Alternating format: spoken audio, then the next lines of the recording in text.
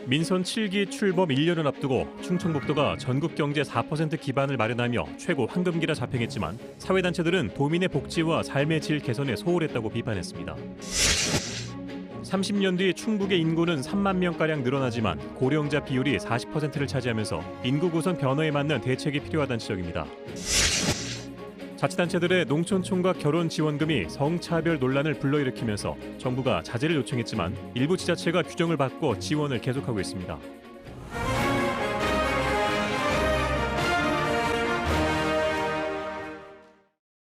시청자 여러분 안녕하십니까? 9시 충북 뉴스입니다. 민선 7기 출범 1년을 앞두고 충청북도가 10대 성과를 발표했습니다. 이시종 지사는 충북 경제 4%의 기반을 마련하며 최고 황금기를 자평했지만 시민사회계 평가는 냉정했습니다. 이만영 기자입니다. 4차 산업혁명 시대 충북 경제 4% 실현을 위한 기틀을 다진 한 해였다. 민선 7기 1년을 되돌아본 이시종 지사의 자평입니다. 충북선 고속화 사업의 예비 타당성 조사 면제로 강호축 구축에 첫걸음을 내딛었고 10조 9,600억 원이라는 도정 사상 최대 투자 유치, 그리고 바이오S 국가 비전 선포와 수소 융합 실증단지 구축 사업 선정 등으로 신성장 동력 산업의 중심지로 떠오르고 있다는 이유입니다. 여기에 중부 고속도로 확장과 청주 국제공항 모기지 항공사 유치 등 굵직한 현안도 잇따라 해결되며 최고 황금기라고 표현했습니다. 4차 산업혁명 시대에 대비한 우리 충북의 제2도약 기반을 일단 지난 1년 동안 계속 꾸준히 착실히 준비해왔다. 그러나 시민단체의 평가는 냉정했습니다. 지사의 공약 사업을 바탕으로 지난 1년간 예산을 분석한 결과 SOC 확충 등 특정 분야에 예산의 90%가량이 집중돼 있는 반면 복지나 삶의 질에 직결된 사업은 미미했다며 여전히 토건 중심 도정을 답습하고 있다고 비판했습니다. 분명히 경제 파이는 과거보다 컸지만은 우리 도민들 행복이 거의 비례하는지 좀 다시 한번 되짚어보는. 이 같은 비판에 대해 이 지사는 SOC 사업 치중을 인정하면서도 충북의 경제 체질상 불가피하다고 해명했습니다. 기간 산업이 잘 닦이지 않은 충북은 타 지역과 경쟁하기 위해서는 부족한 부분에 집중할 수밖에 없다는 겁니다. 경제 기반이 닦여진 상태라면은 문화다, 복지다, 환경이다 이쪽에 중점을 둬서 거기 많은 예산을 배정할 수 있지만은 충북은 아직 그 단계에 못 갔기 때문에 결국 각종 경제적 수치가 보여주는 충청북도의 성장이 도민의 성장으로 이어지는가에 대한 답을 찾는 과정이 앞으로 남은 민선 7기 3년의 과제가 될 전망입니다. KBS 뉴스 이만영입니다. 청주시의회 미세먼지 조사 특별위원회가 활동 계획을 확정했습니다. 미세먼지 조사 특위는 오늘 2차 회의를 열어 청주시의 미세먼지 발생 원인 파악과 저감 정책 전반에 대한 현황 청취, 자료 제출 요구와 질의, 현지 조사 등의 방법으로 내년 6월 말까지 활동하는 계획서를 확정했습니다. 계획서가 내일 청주시 의회 정례회 2차 본회의에서 승인되면 특위는 본격 활동을 시작합니다. 저출산으로 인한 인구 감소는 시급히 해결해야 할 국가적인 과제인데요. 이런 추세 속에서도 충북은 30년 뒤 인구가 현재보다 늘 것으로 예측되고 있습니다. 반가운 전망이지만 마냥 환영할 수는 없어 보입니다. 그 이유를 민수아 기자가 살펴봤습니다. 진천군 덕산면이 다음 달 읍으로 승격합니다. 2015년 5,700여 명에 불과했던 인구가 5년 사이 4배 넘게 급증한 것입니다.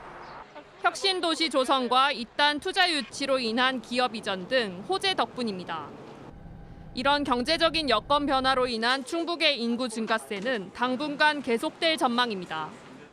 통계청의 인구 전망을 보면 충북의 인구는 꾸준히 늘다 오는 2035년 168만 명으로 정점을 찍은 뒤 내림세로 접어들지만 30년 뒤에는 163만 명 수준으로 1.6% 늘 것으로 예측됐습니다. 충북은 세종과 제주, 경기 등과 함께 인구가 증가할 6개 자치단체에 포함됐습니다.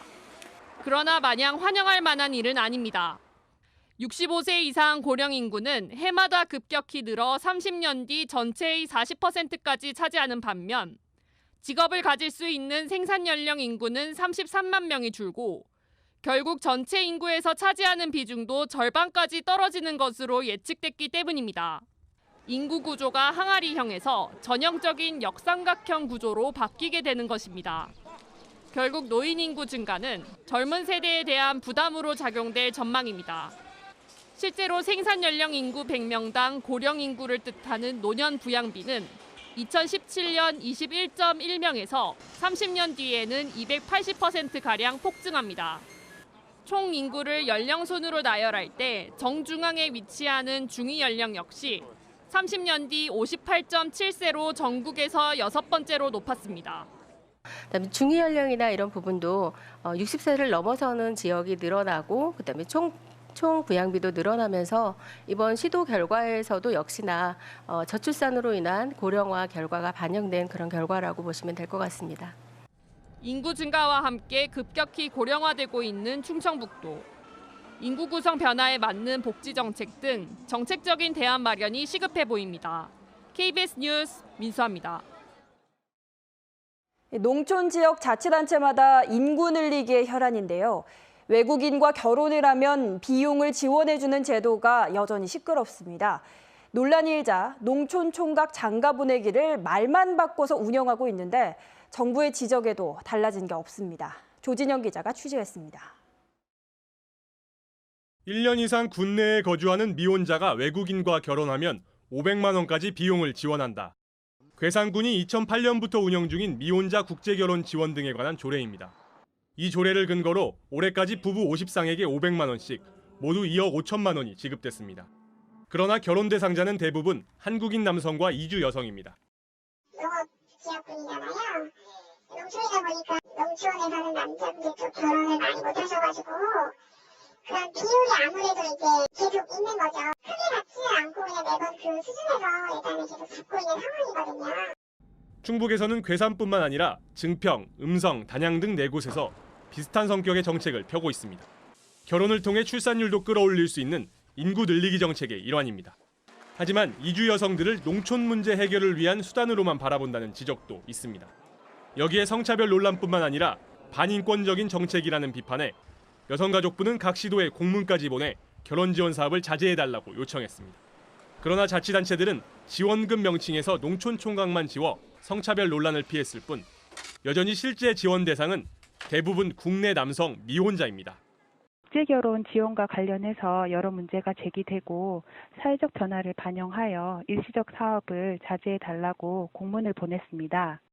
실제 인구 늘리기 효과도 크지 않고 불필요한 시비만 불러오는 지원 조례가 계속 유지되어야 할지 고민이 필요해 보입니다. KBS 뉴스 조진영입니다. 충청북도 교육청은 다음 달 3일부터 5일까지 예고된 교육공무직 총파업에 대비해 부교육감과 기획국장 등으로 구성된 위기대응 TF를 구성해 운영하기로 했습니다. 학교별로 문자와 가정통신문 등을 활용해 학생과 학부모의 혼란을 최소화하고 교직원의 대체 근로가 불가능한 사업은 잠정 중단하기로 했습니다. 또 학교 급식은 여건에 따라 식단 변경을 통한 간편식을 제공하거나 외부 도시락 등을 제공할 예정입니다.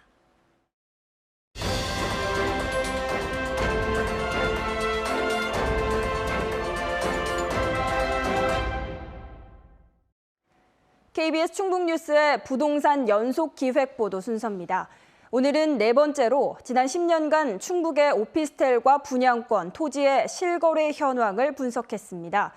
대체로 오피스텔의 경우 가격이 하락한 반면 분양권과 토지는 시세가 상승한 것으로 나타났습니다. 하명구 기자입니다.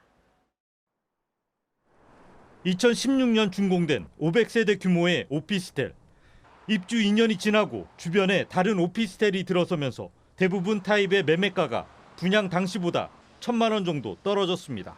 나오는 금액이 분양가 기준으로 해서 1,000까지는 내고를 해준다고는 하는데 선뜻 사시겠다는 분은 없어요. 국토교통부에 신고된 오피스텔 실거래 현황에서도 공급이 집중된 청주의 오피스텔 가격은 3.3제곱미터에 744만 원으로 2017년 이후 하락세가 계속됐습니다. 그런 말을 많이 해요. 물량 앞에 장사가 없다고. 인구 유입이 안 되는데 물량이 많은 지역들은 하락할 수밖에 없습니다. 하지만 아파트 분양권과 토지 가격은 대체로 상승세가 이어지고 있습니다. 발코니 확장 비용을 비롯해 각종 프리미엄, 옵션 등을 갖춘 분양권 가격은 지난해 3.3제곱미터당 1,100만 원까지 근접했습니다. 토지 실거래 평균 가격도 2012년 3.3제곱미터에 10만 원을 넘어선 뒤 지난해 13만 원까지 상승했습니다. 주어진 땅이라는 것은 자원이 한정되어 있는데 그 안에서 이제 수요자가 몰리기 때문에 가격이 올라가고 한번 형성된 가격은 또 쉽게 떨어지지 않는 그런 토지만의 어떤 특성이 있습니다. 하지만 토지 매매 건수의 경우 2017년 4만 건을 기록한 이후 지난해 3만 3천 건까지 줄어들면서 부동산 경기 침체의 영향을 받고 있는 것으로 분석됐습니다. KBS 뉴스 함영구입니다. 고유정 의붓아들 사망 사건에 대한 경찰 조사 일정이 다음 달 1일로 잡혔습니다. 청주 상당경찰서는 고유정 기소 시점인 7월 1일에 제주를 찾아 고 씨를 조사할 예정이라고 밝혔습니다. 또 조사 이후 고 씨의 현 남편 A 씨에 대한 조사 여부를 결정할 방침이라고 전했습니다. 훈련 도중 숨진 괴산소방서 소속 소방대원 권모 씨의 연결식이 오늘 괴산문화센터에서 엄수됐습니다. 연결식에는 이시종 충북도지사와 유족 등이 참석해 고인의 넋을 기렸습니다. 권 씨에 대해 1계급 추서와 옥조 근정 훈장이 수여됐으며 유해는 대전 국립현충원에 보관됐습니다. 권 씨는 지난 25일 괴산군의 한 하천에서 특수구조훈련을 받다 머리에 외상을 입고 의식을 잃은 채 발견됐지만 숨졌습니다.